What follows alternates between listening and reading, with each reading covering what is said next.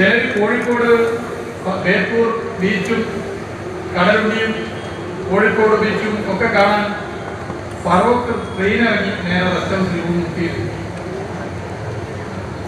അപ്പൊ റെസ്റ്റ് ഹൗസുകളിൽ താമസിക്കുന്നവരുടെ എണ്ണം പറഞ്ഞത് ഇപ്പോഴാണെങ്കിൽ വിരൽത്തുമ്പിൽ റൂം ബുക്ക് ചെയ്യാൻ ഓൺലൈൻ ബുക്കിംഗ് ആരംഭിച്ചു.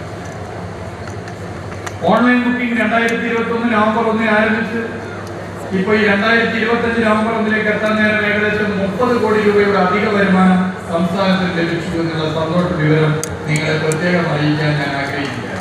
ലോകത്തിൽ 450 കിലോമീറ്റർ പ്രവൃത്തി പൂർത്തീകരിച്ചു എന്നുള്ളതാണ് ഇതിന്റെ ഏറ്റവും പുതിയ റോഡുകൾ, പാലങ്ങൾ എല്ലാം വന്നു.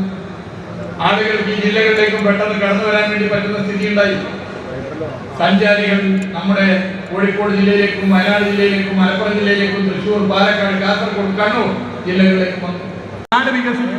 ഇതാണ് ടൂറിസം കൊണ്ടുള്ള ഗുണം. ചിലർ ചിന്തിക്കില്ല എന്താണ് ഇപ്പോൾ ഇങ്ങനെ പുതിയ സ്ഥാപനം വന്നുകൊണ്ട് നാടിന് ഗുണം. കേരളത്തിലെ പല പഞ്ചായത്തുകളും അതിന് ഏറ്റവും വലിയ ഉദാഹരണമാണ്.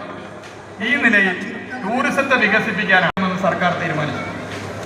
ചാമ്പ്യൻസ് സ്പോർട്സ് ലീഗ് ഈ ജില്ലകളിലേക്ക് കൂടി വ്യാപിപ്പിക്കുക എന്നുള്ളതിന്റെ ഭാഗമായി വിജയകരമായി ഇത്തവണ 2024 ചൂരൽമല ദുരന്തം കാരണം നമുക്ക് പറ്റി ടൂറിസ്റ്റ് കേന്ദ്രമായി മാറുന്നതിന് അനന്ത സാധ്യതയാണ്. അത് ഉപയോഗപ്പെടുത്താൻ നമുക്ക് എല്ലാവർക്കും ഒരുമിച്ച് നിൽക്കാം.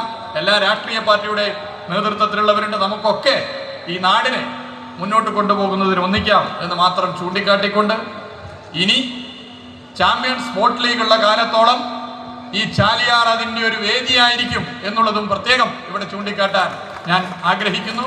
മറ്റു കാര്യങ്ങളിലേക്ക് ഒന്നും കിടക്കാതെ ഈ പരിപാടി വിജയകരമാക്കി മാറ്റി തീർക്കുന്നതിന് ഇവിടെ സംഘാടകരായവർ, ഇതിൽ പങ്കുകൊണ്ടവർ എല്ലാവർക്കും വേണ്ടി ഈ CBL ഉദ്ഘാടനം ചെയ്തതായി സന്തോഷപൂർവ്വം അറിയിക്കുക.